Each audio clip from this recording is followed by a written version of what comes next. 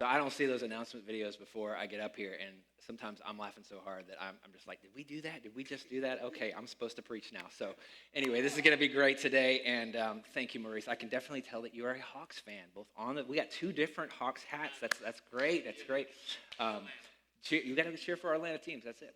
So here's the deal. We're in a judging series, and we're calling it Judgy. And my kids like to say, Dad, don't get judgy when I start, maybe possibly giving an opinion about a certain game that they should or should not play, or an advertisement, parents, an advertisement that your kids see in the midst of playing a game, or another in-app purchase that my kid is asking me to do. They will say, Dad, don't get judgy, as I start to get kind of like they're asking for $10 more to get that little small component in this game. No, Dad, don't get judgy. And so anyway, that's how the conversation goes in my home. So that's where the whole title to this whole series came.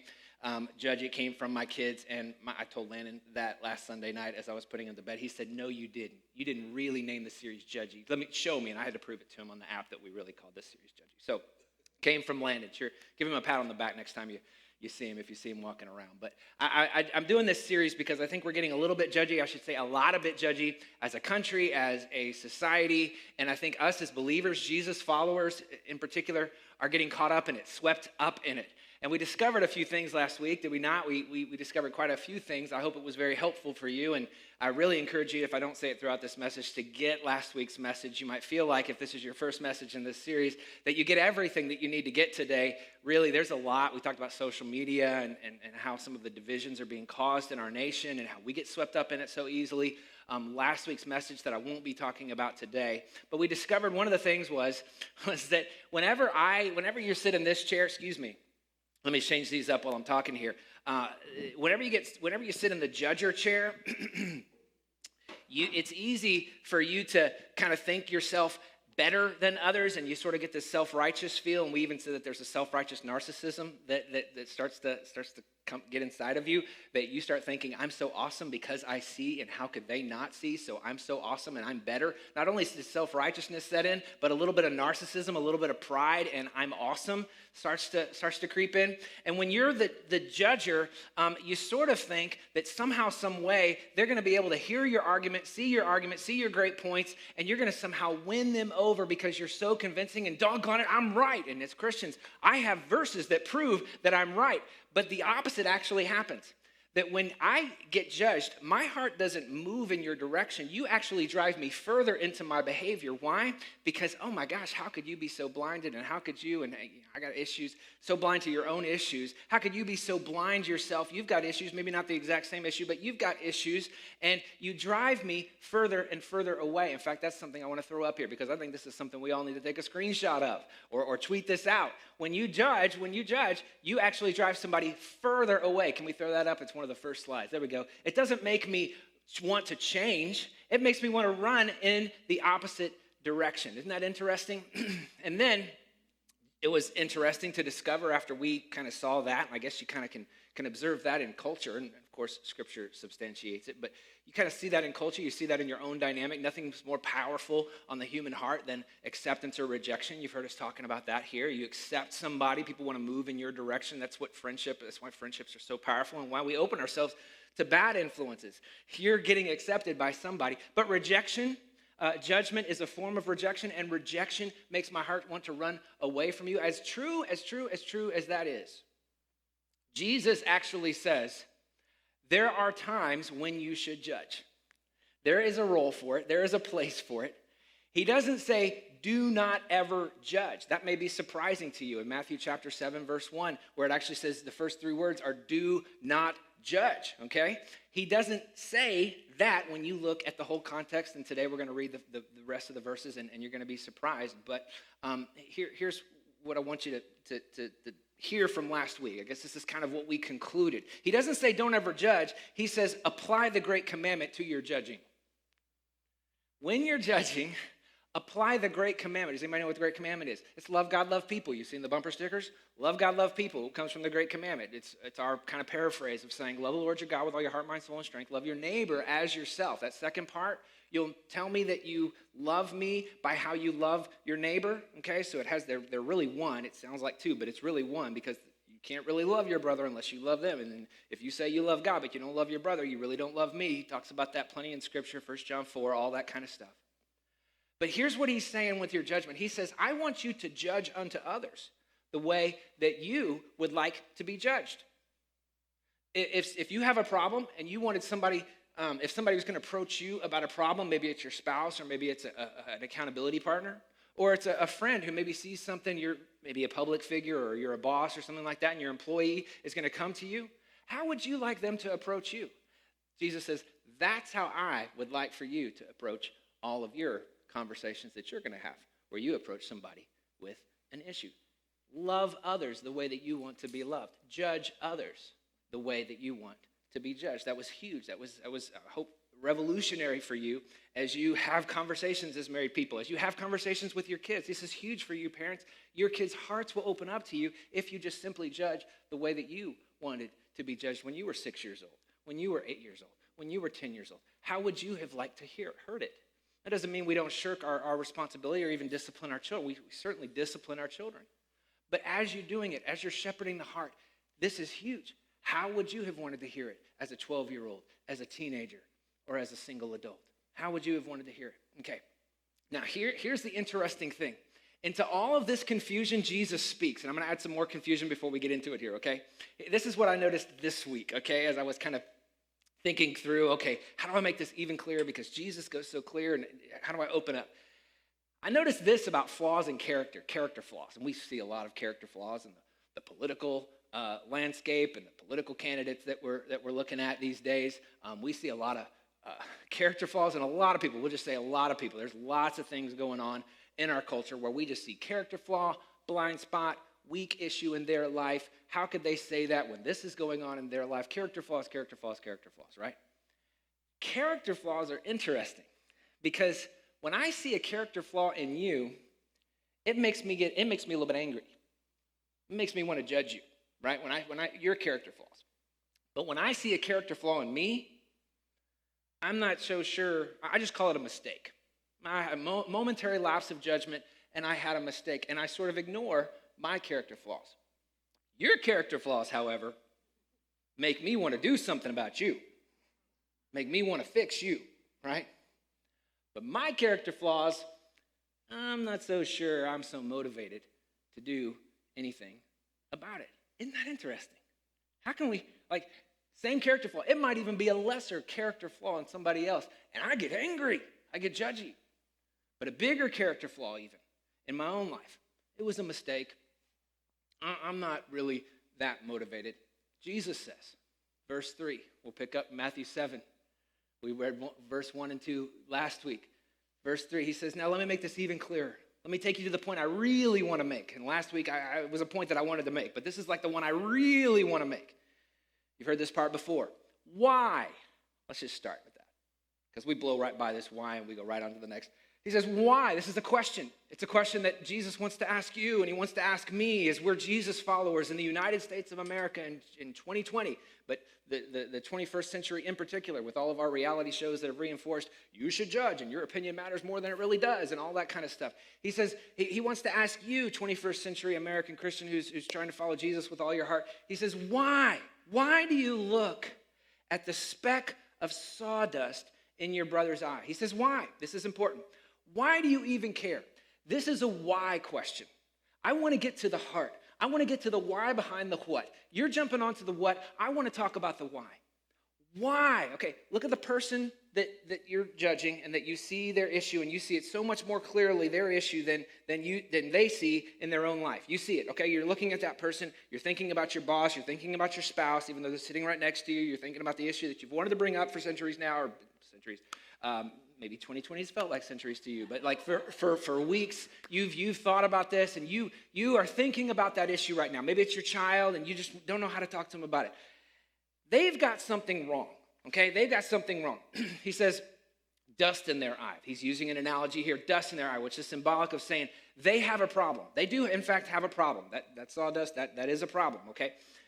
You say, oh, so they do have a problem. They do have an issue. I wasn't completely wrong then. Jesus says, no, you weren't completely wrong. They actually do have a problem, an issue that needs to be addressed. I say, well, that's my point, Jesus. They do have an issue.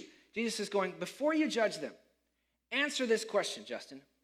Why do you even care about their issue, about their speck of sawdust? Why do you care about their issue? Why do you feel like you have to form an opinion about the issues in that person's life? Well, because it's my job to. My job. Who said it was your job?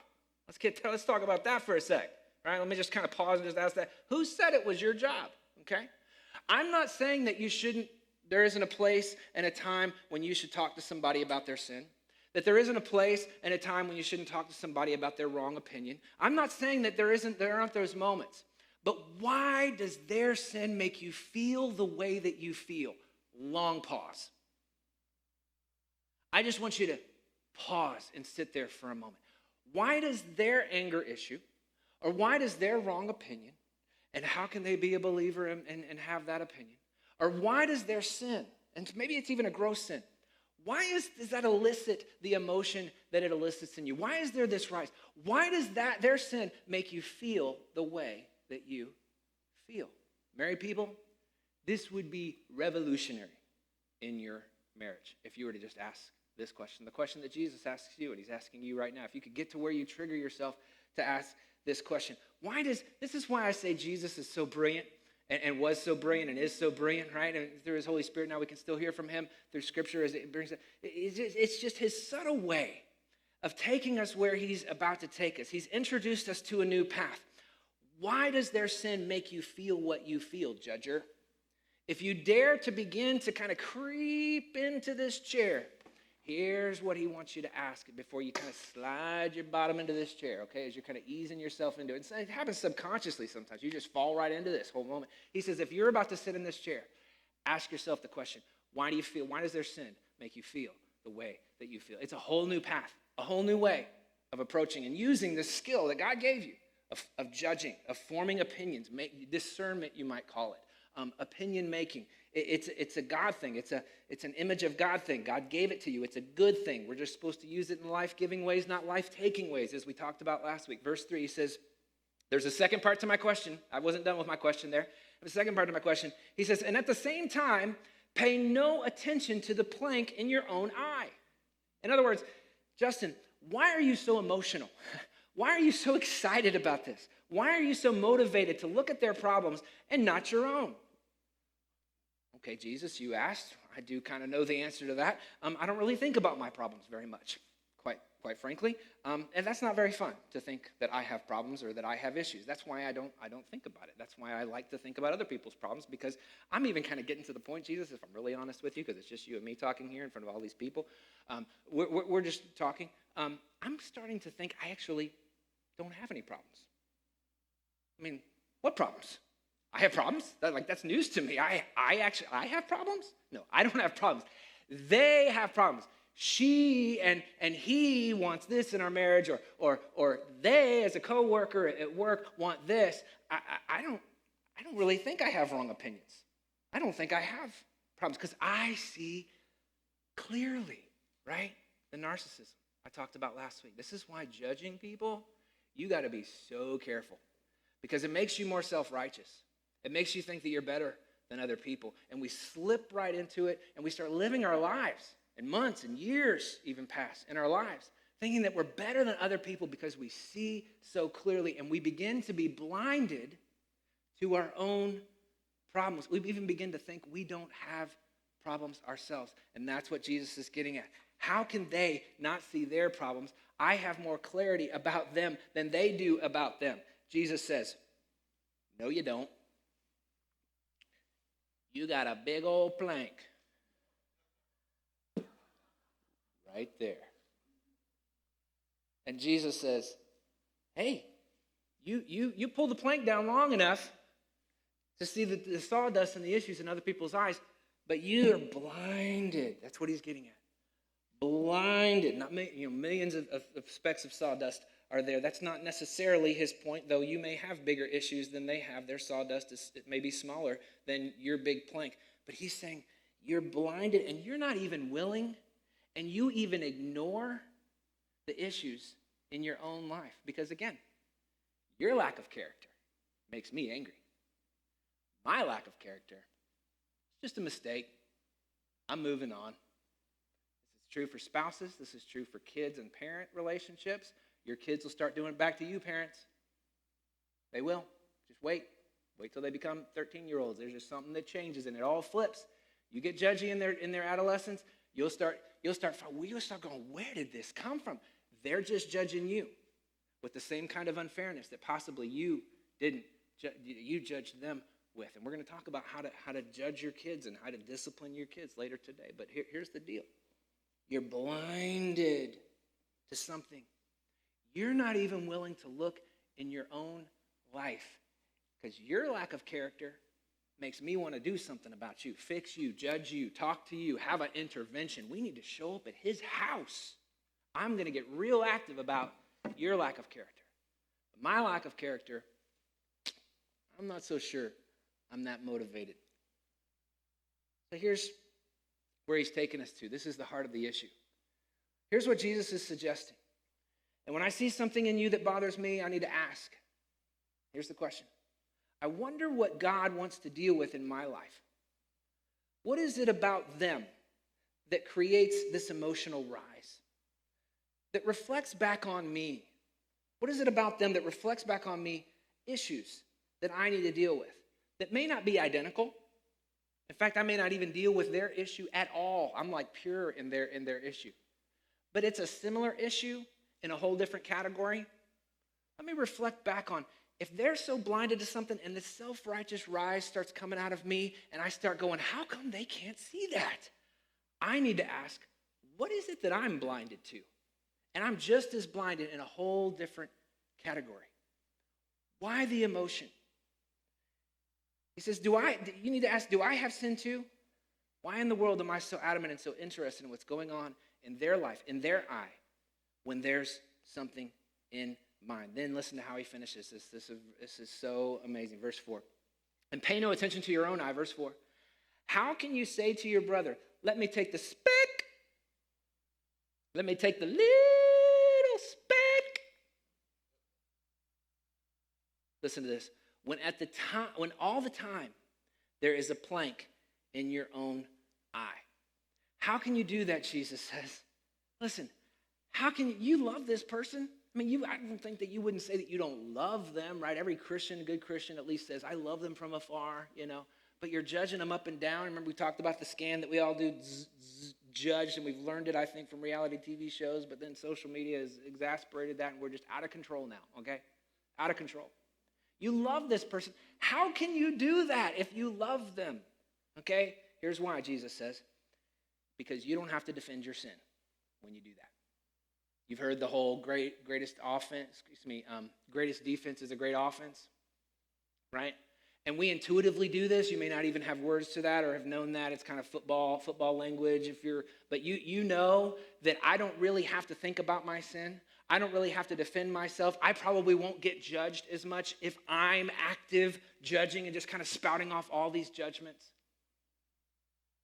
You're finding out that you're putting up an offense so that you don't have to think about your own sin or worry about your own sin getting judged. And if your response to that is, wait a minute, I have a plank in my eye? Are you kidding me? Wait a minute. Look at their issue. I mean, this is a big issue. Somebody needs to deal with that. Somebody needs to sit her down. Somebody needs to sit him down and talk to him. I mean, they're on the path of destruction. Okay, they need to go. He says, in those moments when you are so sure that the issue is all theirs, in those moments when that self-righteousness rises up in you, and all of a sudden you're able to quote 9 out of 10 verses, right? All of a sudden we get real spiritual. When it comes to our lack of character, we can't even quote even one verse or one commandment. But when it comes to somebody else's issue, I can quote 9 out of 10, right? And that's where we go. All of a sudden, that you've got this verse and you feel so justified. He says, in that moment, I want you to just pause. Because whatever you see in them is probably a reflection of something in you. Maybe a whole different category of sin, but there's emotion there for a reason. When you hear me say that, if there's something that rises up in you, and you sort of inside you, and you just kind of go, all right, preacher, if the whole point of this whole series is that I'm not supposed to judge, and I'm not supposed to care about any of the sin in other people's lives, and I'm not supposed to care about the injustices in society that are causing my family problems, but also the culture and the society problems, and just decide it's all about me and I just need to judge myself. That's not where he's going with this. That's not his point. Let me go back to what he said. We're supposed to use our judgment, but not in this way. Not in this way. He's more addressing the how with judging and using this skill of forming opinions, making opinions, discernment. He's saying you're using it all wrong and it's causing destruction in your marriage. It caused destruction in your last marriage if you're single again. It's causing destruction in your kids' hearts as parents. It's causing destruction in your friendships. And the reason why you'd never have close friendships or you continue to have this repeating pattern of a revolving door of friendships and never have really close friendships is because you're using it wrong. And this thing is inside you. You can't stop it. It's part of the image of God in you to form opinions, make opinions, use discernment, judge, make judgments. But you're using it wrong. Jesus is saying, I'm not denying that there's a problem there. I'm not saying that there's not a speck. There is a speck. And it is causing them problems and causing them hurt. And maybe they're hurting others with their sin, with their issue, okay? They may really be on the path of destruction and they ought to fix it. I'm not saying that, Jesus is saying. I'm saying your first line of response needs to be to look in the mirror as opposed to judging them first. And he says this, Jesus is speaking, not me. He says, if you're not willing to do that, okay, can I just be, he's about to say something strong, okay? He says, if you're not willing to, if you're too insecure to do that, if you're too self-righteous to do that, then you're a hypocrite. Verse 5. He goes, you, hypocrite. What's he getting at? What's he saying? Like, what? A hypocrite is somebody who says something but isn't willing to do it themselves. That's a hypocrite. All throughout Scripture, you judge or you say something or you teach something. This is why as preachers we have like a double judgment on us. We're going to hear it doubly because it's like, are you actually doing what you preach? And we're going to be held accountable in a double accountability. You say something, but then you aren't willing to do it yourself. A hypocrite is a person that, in this context, is someone who judges someone else without first looking in the mirror. That's what he's getting at. That's the heart of this passage. You're going to point out an issue in somebody else's life, but you're not willing to look at your own issues before you go to them. And he says, how might a person who is blind to something in their own life receive something from somebody when they know that the person who's judging them is blind to issues in their life? You're a hypocrite. You're being a hypocrite. And isn't it true that much of our culture has written Christians off as hypocrites? Isn't that true? Why? It's not that the culture doesn't recognize they have a speck in their eye. Most people who are honest would say that. Even non-Christians would say that there are issues, and I have issues. But they've written off Christians because they have seen an unwillingness on our part to deal with the plank in our own.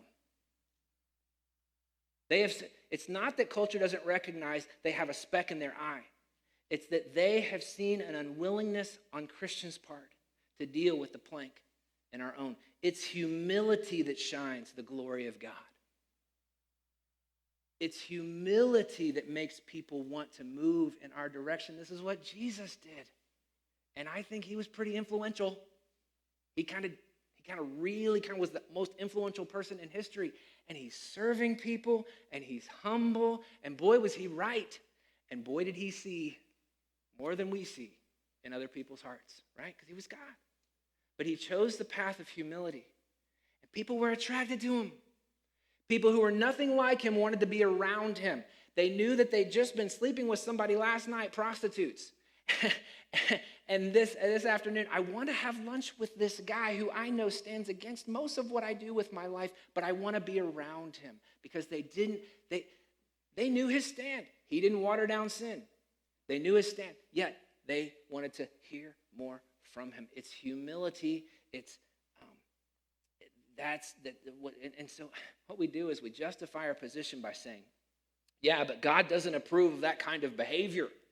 And we're exactly right? But because we won't first look in the mirror, we lose our leverage with the people who need to be influenced towards Jesus. We do.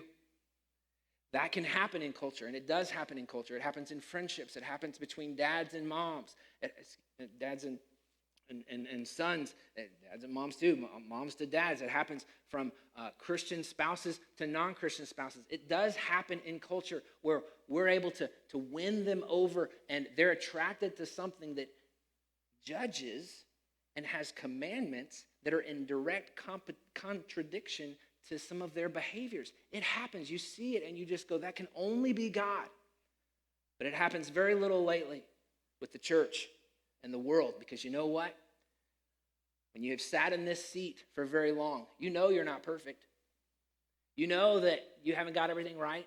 You know that there are issues. You know that there are even some areas in your life where you're on the path of destruction. And if I keep doing this and I keep walking down this road, it's going to wreak havoc in my friendships, or wreak havoc in my sex life, or wreak havoc in my future marriage one day, or my current marriage that I'm in. You know you have issues. You know you're wrong. But when I see you coming at me, and I see you daring to tell me that I've got an issue in my life, when you're not willing to concede that you have issues in your life, oh my gosh, are you not blind to your own issues? And what you're doing right now isn't helping me. You may be right, and I may even agree that you're right, but it's just making me want to drive right deeper into my own behavior. It only makes me want to move in the opposite direction because I feel judged. You're not really helping me, and I actually don't think that you're helping yourself, because you're becoming more self-righteous, the very kind of person I don't want to be like.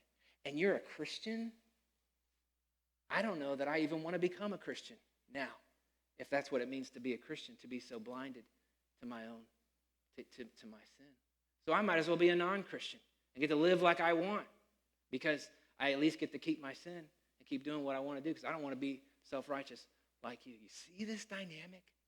You see what's going on? And this is why Jesus is so genius. He's a genius. Of course, he was God, but he doesn't say, do not ever use this skill that you have.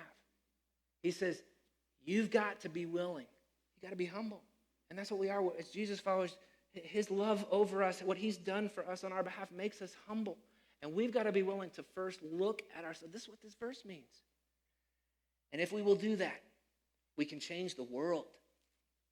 And we can change people who we love in our families. We can do that. Now, all hope is not lost for your lost loved one. All hope is not lost for your person that you love, that you want to win over to Christ. If you can learn what we're talking about today, you'll have influence. Okay.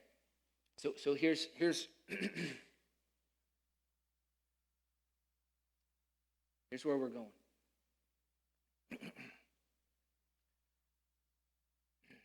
He says, I'm not saying I don't have a speck of dust in my eye.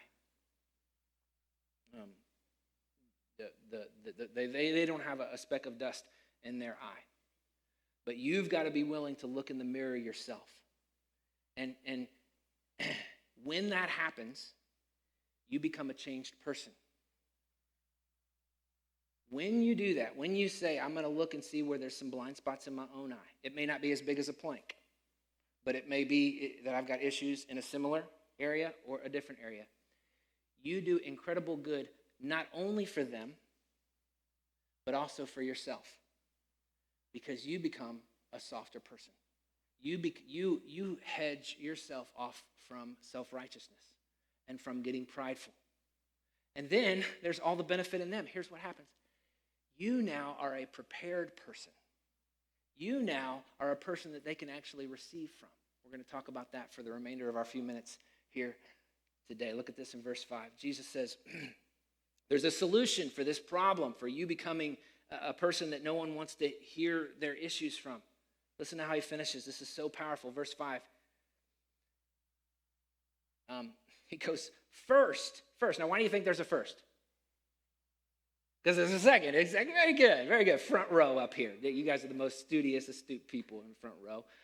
There's a second. If there's a first, then there's going to be a second. This is why this is so important. Listen to what he says. There's 2 steps to what I want you to do, okay? First, take the plank out of your own eye. In other words, when I see, and I'm telling you as a parent, as a husband, as a boss, I am constantly growing in this area. I'm constantly seeing areas of where I'm not doing this well and how I need to do it better. This is revolutionary for me. When something about you irritates me, chances are I have an issue. Okay? That doesn't take away from the fact that somebody needs to talk to you, but me first, okay? When something about you really drives me crazy, the problem is I have something in my eye and I can't see clearly until I first see myself clearly, okay? Jesus says, all right, you really care about their speck? Oh, yeah. I care about their speck. Oh, yeah. You really think somebody needs to address it? Yeah. You really think somebody needs to go ahead and talk to them? You think they're hurting themselves? You think they're hurting their families? You think it's hurting society out there with their posts that they're doing? You really want to go talk to them? Okay, here's what I want you to do first. Okay, what do I need to do first? Do I need to write them a letter? No. Do I need to call them? No. Do I need to confront them and show up at their front door? No. Do I need to gossip about them and talk about them behind their back? No, you don't need to do that. Jesus says, okay, well, what do you want me to do first? Look at yourself. Look in the mirror. You want to heal this part of your marriage? Look at yourself in the mirror. And I'm telling you, mountains can be moved in your marriage, all relationships, friendships. Well, what is that going to do if I look at myself? Okay, I really want to help them. I really want to do something. Jesus says, I want to help them too. I care about their speck too. I care about their issue. I don't want them to walk into the path of destruction. I just have to get somebody prepared. And right now, I don't have anybody prepared yet. So what I want to do is I want you to reflect on yourself, look at yourself, but I'm not the one with the problem that you're aware of yet. I said yet. You're about to find out some problems that you have. Let me say it again, and then we're going to finish up. Listen. What Jesus is teaching us is that our first line of response, Dad, our first line of response, wives, is that when I see something that needs to be addressed, first, I look in the mirror. God, what faulty thing in my life am I blinded to? What is it in their eye that's just as much a part of my eye? What is it that's driving me crazy in them that's actually a part of what's in me? And when you hear me saying that, and you say, Justin, I'm telling you, if you saw what was wrong in my daughter, if you saw what was wrong in my boss, if that's your whole rebuttal with me, and it's but, look, I understand I'm the same way. But I'm telling you, this is what Jesus is saying. He says, look, I'm not saying this doesn't need to be addressed. I'm giving you a list of how to address it first. I know that I'm repeating myself right now, but I just feel like we're in the midst of a tidal wave of judgment. And we are also swept up on the crest of that tidal wave. We can't even stop ourselves from just crashing down on all the people that we're judging. All the while, we're not looking at our own issues. You must, if you ever dare to sit in this chair, decide, I'm going to be a person going forward from here on out to look at myself. Otherwise, I don't need to utter a word, or I'm just going to do more damage in my marriage. Do more damage to my son or daughter, do more damage to my friendships. I'm just going to drive them deeper into their behavior. He says, verse 5, look at this. And then you will see, after you do this, after you look at yourself, here's what, then you will see what? You will see clearly. Then you will see, there's an if then. Then you will see clearly. Now, Jesus, why do we need to see clearly? Because there's a second. Then you will see clearly to remove the speck from your brother's eye. The second step is now you go and you have a conversation with him. Jesus isn't saying in Matthew 7, here it is, do not judge. He's saying, now I want you to go and remove the speck from their eye. He uses speck. He doesn't say plank. Now I want you to remove the plank from your own eye. Now that you're aware, Jesus is getting at, now that you're aware that you have planks, that you have blind spots, now that you're aware that you have issues too, just in maybe different categories, now that you're humbled, now that all that's happened, now guess what's going to happen in the conversation? Your tone is going to be so much softer. You're going to come from a place of, you know what, I struggle. I don't struggle in this area, but I struggle in a whole other area. And let me even tell you a little bit about that area. But listen, now you can go into the speck. Listen, this one thing is causing destruction in your life. or it's causing destruction in our marriage. And here's how our marriage might be better if you were to. Now, I'm reminding you the whole time, I've got issues too, because I did the work before I had this conversation about the area that I'm blinded. And you see, your whole ethos is humble. Imagine that. As you go into this conversation, some of you who are more conflict avoidant, you're just scared to death, and you've decided in your heart, I am never going to judge ever again, and forget it. I know that Jesus, he's convinced me that I'm still supposed to judge, but I am just never going to judge because this whole judgment thing just causes problems. That's not what Jesus is getting at. And you'll actually stifle the beautiful thing that's in you of you use it in so many other areas besides towards people, which is good and all that. But there are actually some times, and you who are more conflict avoidant, you're typically peacemakers on personality tests. We need you in the game. You become the best at this. Those of us who just love the rumble and we just love the conflict and I just want to change the world and I'm a starter and I'm a change maker and all this. This message is so for you, okay? But you're so for you. But it's also for those of you who are peacekeepers as well. When you go into this conversation, now you're humble. Now you have a whole different ethos, a whole different heart with how you're going to communicate the speck that's in their eye. That God does want to change. He does. He cares about them. He loves them. And he may want to use you in their life, but not until you have first looked at the blind spots in your own and can put words to them and can list them out. And when you list them out and you start talking about it and even practice in the mirror at home, real mirror at home, and sit in the bathroom or whatever and talk through the conversations. And you already do this. You already do imaginary conversations when you're in bed or in the shower and you sort of role play and there's always an audience and they always side with you. And we all do that, okay? When you do that, go ahead and put words to what you're going to say and talk about your own sin and get familiar with it so that you can have this conversation with them. You will be prepared then to go and have that conversation because you see clearly. Can we put verse 5 back up there? Because you will see clearly. You are blinded if you see clearly their speck of sawdust. And you just want to go right into the tunnel. We call conflict entering the tunnel around here. That's kind of one of our core values. We talk about entering the tunnel and when your heart's ready to enter the tunnel and all that. All right. If you're rushing into the tunnel and you only see their side, you don't see clearly. No, you don't. No, sir. You don't see clearly. No. And you need to back away. Slowly exit the tunnel and go and look at the planks in your own eye. Ooh, this would change your marriage. And think of how different your marriage would be. Think of how your previous marriage would have been if we'd been doing this. This is huge. I want you to be prepared. I want you to have this conversation, and not a conversation that pushes them further into their behavior. The only way to do that is by first removing the log from your own eye. And then you will be able to see clearly enough to be able to actually do this person some good. Here's what I wrote in my notes. The fact that I have come to terms with my own sin, can we throw this up here? The fact that I've come to terms with my own sin, the fact that sitting in this seat and I dare to go into the judge's seat and I finally looked in the mirror and I've come to terms with my own sin, that's what makes me a perfect candidate to talk to somebody about theirs. With empathy, my heart, my tone. It will be humble. It will be right. Let me say that to you. The fact that your first line of response will be, okay, God, I see this in them. This needs to happen. Somebody needs to say something means I'm not the right one to say it to them yet. But I'm going to look at myself.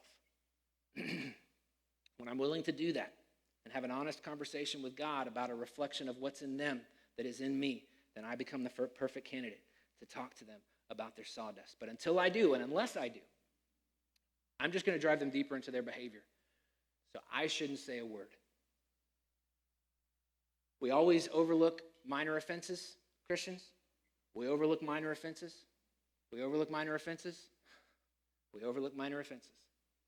But then, if it's a medium-sized one enough, or if it's a large-sized one enough, and if there's a relationship, there needs to be some semblance of a relationship. Don't just walk up to somebody from across the way and you see how they're dressed and you say, you really shouldn't dress that. You don't know them at all. That is not your place. We're really more talking about accountability relationships where there's a close relationship in small group. We're really talking about small group relationships. If you're not in a small group Maybe you've got a family member who's a believer in Christ, and you guys can relate in this way and talk to them. But really, unless there's a relationship, unless there's something with trust, you're to do this. You're not to do this. You only do this in those kind of relationships if you have prepared yourself first. Let me tell you how you find that trace. I wrote this down. Look at this. This may be something you want to take a picture of too. When I'm tempted to pass judgment on you, I need to stop and look to see if there's a trace of a similar but different issue in me. This is huge. Let me tell you how you find that trace. You find that trace by paying attention to the emotion. To the emotion that's in you. Pay attention to the emotion, the specific emotion that their sin elicits. You need to pay attention to the specific emotion that their speck of sawdust in their eye elicits in you. Does their sin make you angry? Well, that anger, that's your issue, sir. That's your issue, not theirs. Listen to this one. Does their sin or their issue make you jealous? Well, she shouldn't wear that. Really? Or are you saying that because you can't wear that?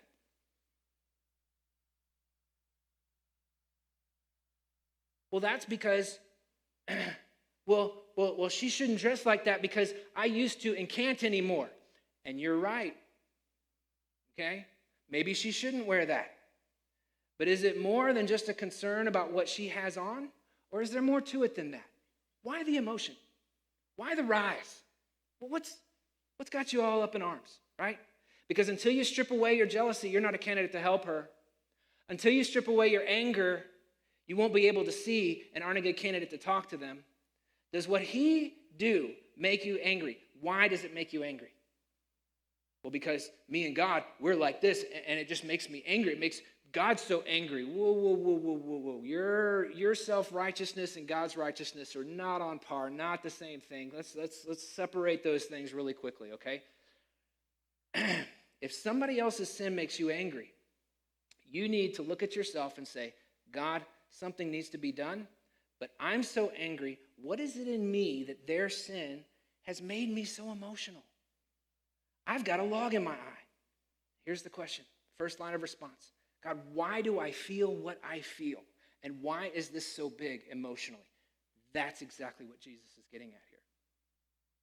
That's it. When you unpack the Greek and you do word studies and you start figuring out, just even with the English, if all you had was the English, you can see there in verse 5, he's not saying don't judge. He's saying, look, you need to ask, why does this person's sin make me feel what I feel? If you're in your marriage, okay, let me kind of throw this up there. Last week I talked about social media. I'm going to skip right over that. We got marriage and then just quick applications, okay? How do I apply this to my life? In your marriage, the conversation goes something like this, man. You're so mad at your wife and da-da-da-da-da-da-da-da, and she, and why can't she, and da-da-da-da-da, and I've requested this a few times, and she still's not, and da-da-da, and all this, and you just have this rise, an XYZ issue, whatever the issue is.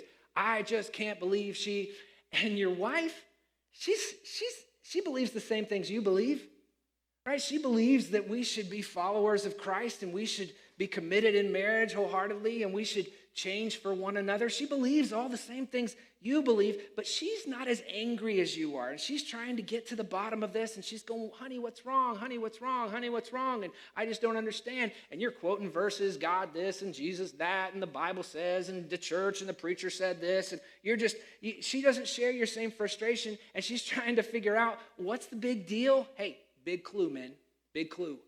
That's your issue. Your anger, that's your lumber. That's your log. Long time in the mirror before you're ready to go ready, aim, fire with that one. Because you're going to say something with a tone and in a way that's going to drive her further away from you and maybe even further into her behavior. And you're going to callous her heart and you're going to create dysfunction in areas that you don't even know dysfunction. You got this dysfunction, you're going to create 5 more areas of dysfunction if you have that conversation. And every man that's listening to this knows exactly what I'm talking about. Now, it's true. Ladies, it's the same way. Before you go, and he needs to, and I can't believe he would actually ever raise that topic and talk to me about that, and da-da-da-da-da-da-da, whatever it is, before you start judging him. If you go ready, aim, fire, before you start thinking about, you know what, how am I creating some dysfunction in the marriage? What am I blinded to? And what do I possibly need to change? You're not ready to have that conversation, or you'll drive him further. And he might get more angry, and he might start creating problems in areas that, you need to stare long and hard into the mirror, and until you're finally able to see a trace of a similar but different issue, you're not ready to have that conversation. And you may never have that conversation, and should never have that conversation until you're willing to look at what you're blinded by. Parents, you know what I'm talking about too? Your kids make you so mad, and you're exactly right with what you see. You're right. But your response is exactly wrong. And you drive them further into their behavior because you exasperate them through your judgment. And it may even be unfair judgment and not willing to hear what they have to say. And why did they do the behavior that they're not even able to get that out with you? That's what exasperation is. You're just on them, on top of them. And they're getting their picture and view of God from you. They are. And they grow up and they become adults who then see God in the exact same way that you're towering over them and don't want to hear. How did they come to the conclusion that made that behavior appropriate? Ugh. And it's not because you're wrong that this whole problem happens about their spec. Their spec may be wrong, may be a problem, but because you've yet to first deal with the log in your own eye. What about you when you were a child? Tell them, I used to deal with this very same issue when I was 8 or whatever age they are. You know what? I can even give you an example of I hit my brother, or I hit my sister, or I didn't want to do my homework. I understand. You see how that heart is completely different, and how this talking to them about the speck in their eye just goes completely different because they see a heart of understanding. You may still say, hey, it's a speck and it's got to change, buddy. Your attitude with work and math or whatever, it's got to change. You may still say all that, and you may even discipline them and even spank them. But you see how the heart comes across before you spank? You see how there's a great book by Ted Tripp called Shepherding a Child's Heart. You see how they sense that you really do want to understand them and that you were even a kid once? That changes the game for them. And their heart wants to hear it. And they understand that this discipline is from a place of, you're for me. You're not against me. Changes the whole thing. This trace that's in you, my son or my daughter, this is helping me see something that was in my heart when I was a kid. And then there's this last part of the lesson. In fact, I'm looking at the time, and I'm just going to save that to next week. I'm going to talk next week to everybody who sits in this chair, and all of us have sat in this chair. And what do you do when you're the judged person? But I just want to quickly talk about something. I'm kind of going off my plan, off my notes. Oh no, here he goes. What's he going to talk about?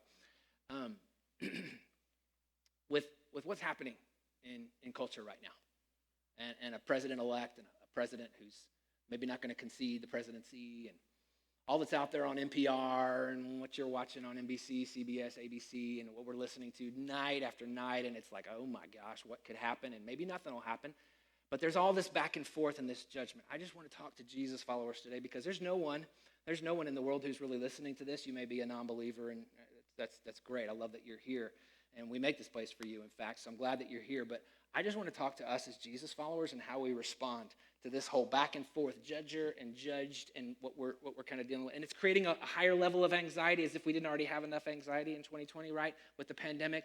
But like, we're just caught up in this back and forth, and I just wish that they could see, and I just wish that they could see, and you see more clearly than everybody, right? Because you just, we all think we see more clearly than everybody else. I want to plead with you as a Jesus follower to go above all of that, to fly above all of that. That's where you've been taken in Jesus. Corinthians talks about it in chapter 3, verse 2 and 3. He says that you've been hidden with Christ in God. You got a hiding place that you can go and just be tucked away into. And it's why Peter talks about that you've been made a priesthood and a new citizen, not of any kingdom of this world or nation of this world, but a citizen of the kingdom of God. You've been given a right and a privilege. Tim even talked about going into the throne room of God and sitting up on your Father's lap to ride above all of this and let worry be dissipated from your heart. The reason why we are where we are is because the world's just being the world, and the world just says, well, if I form an opinion, then I can just spout it off and not do any reflection, not do any due diligence. And what could we expect from people who are non-Christ followers? So they're going back and forth, and it's ready, aim, fire, and you should be the judged, and you should be the judged, and it's just back and forth, and we're all the judges, and everybody feels judged, and they're just going to boom, boom, boom, boom, boom, back and forth. And it's crazy, and you see what's wrong, and you see what's on media and all this. You just see, listen, you may need to turn off the news, and that may be your application from today's message, but you can ride above all of that. And it says, do not be anxious. Philippians 4 just came to mind. Do not be anxious for anything, but in everything, what does it say? By prayer and petition. And it goes on down the list of things that you can do in your prayer, okay? But don't miss the thrust. Go to him in prayer. What that means is hand it off at his feet. And then what's the promise at the end of that? Those of you who know the first row, you know the Bible, know what it says after verse 6? Anybody? And then the peace of God, which transcends all understanding, will guard your heart and mind in Christ Jesus. You've been put into a hiding place. That's what it means to have an identity in Christ. You've been told to be restful, John 15. Rest for your souls. Rest in me. Abide in me. And then I will live my life. That doesn't mean passivity. That's not what this is talking about. But go to your hiding place. Rest in me, okay? And then I will live my life through you. That's what he says when he says, then you will bear fruit. I'll bear fruit through you. People are actually going to be attracted to you and go, how can you be peaceful in the midst of all this? Did you just see the news I just saw? And say things escalate. You are going to be radiating the glory of God who have peace, to be tucking yourself away in your hiding place. And there's all kinds of things that you can do physically to your physical environment in order to kind of picture yourself and envision yourself in that hiding place. Go to Colossians 3:2 and 3 and see that. It says, my scripture memory's failing me. It came and then it went. All right, I'm gonna move on. Let me say this. If you see something, okay, if you get caught up in something and somebody says something to you about Democrat, Republican, and how can he, and and they're kind of provoking an opinion out of you at work or wherever, or a friend or whatever, hey, this same stuff still applies. You probably don't need to say anything and just say, you know what, I'm kind of trusting in God here. I mean, humbly, I'm not trying to say I'm better than you because I'm trying, to give this spiritual answer right now, but I'm just really, my faith is what takes me through these times. And I'm not that worried. If you do feel led to say something, make sure it's from the place of, I know I've got flaws. I know I don't see everything clearly. I know my opinion, I've got an opinion, but it may not be fully informed. But here's my opinion, and I offer it humbly, not to try to convince you or change you. But I'm just going to, here's what I think. If you really want to know and you're a dear friend, or if it's a close enough relationship, you might share it. But it's got to come from the right place. Otherwise, don't let the words fly. Right? If you're in that moment, that's what you do.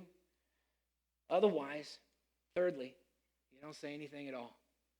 And you just go to your hiding place. So here's the good news. God gave you this attribute of judgment, this skill of judging and discernment. I'm going to finish up next week this series, and we're going to talk about everybody who's in this judgment, who feels judged or has been judged. Or I think in every person's life, there's an area where you feel judged. Maybe it's a family reunion that you go back to once a year, and you just feel like when you walk into that, or you're about to encounter it at Christmas, you sit in this chair. Next week's message is for you. But we're going to talk about, what we're talking about in this series and talking about next week is ways to use this in life-giving ways. Otherwise, you don't use this skill. I think you shouldn't stifle it and shouldn't decide, I'm never going to use this skill and never let words fly. I think you should. I think you may not be in any accountability relationships where there's safety and trust and not really experiencing biblical community. If you're not experiencing this kind of dynamic where people are for you, they don't want anything from you. So God gave you this skill of creating judgments, opinions. God can judge, and you're made in his image, so you have innately this thing in you, but you're using it wrong, generally speaking. And because of sin, because of the message that comes from this world of you need to use it more and we care about your opinion and you begin to think that your opinion matters way more than it does, we're using it wrong. And so generally speaking, use this skill in non-people situations. When you're driving a car, we're always using our judgment. We're using this same skill to non-person situations. But when it comes to person, in-person, live situations or relationships, any relationship that you're in, please make sure that you're looking at your own blind spots before you go into that conversation. It will change you, and it will make you winsome, and it will do them good. It will also do you good as well. Would you pray with me? Heavenly Father, as I look in eyes and as I pray, as I preach this message and pray this now, I just sense that there's a little bit of a desperation. And it's like, when am I supposed to use and when am I not supposed to use? And God, I've preached this as clear as I could possibly make it. And I knew that to preach a message of don't ever judge, but that's just not what you say in your word. But you say, because you care about us and you love us, you say, here's what this is given for. It's a gift. And it adds so much value to your life, this gift. But there are also ways in which you use a gift wrongly, and it destroys things. I just feel like we're in the midst of a tidal wave as a culture, as a people, and us as Jesus followers, we're just swept up in it. Thank you for caring for us enough to teach us how to use this skill in our lives and how not to. Thank you, Father, for sending us people in each of our lives in critical times that saw some sawdust and said, hey, you need to deal with this because this is going to take life from you, take from your marriage, take from your friendships. Father, for those of us who've handled this wrong with our kids, in our marriage, in our relationships, whatever it might be, would you please give us the grace to develop the habit to look first in the mirror for a trace of whatever it is that we see in somebody else's eye. Please help us use this principle to heal relationships here at Vinings Church and outside as we hope to have influence with those who are outside Vinings Church to lead them to Christ. But even bigger than that, help us as a church use this principle together to regain influence in our culture, in our country, and in our world. And we pray all of that in Jesus' name. Amen.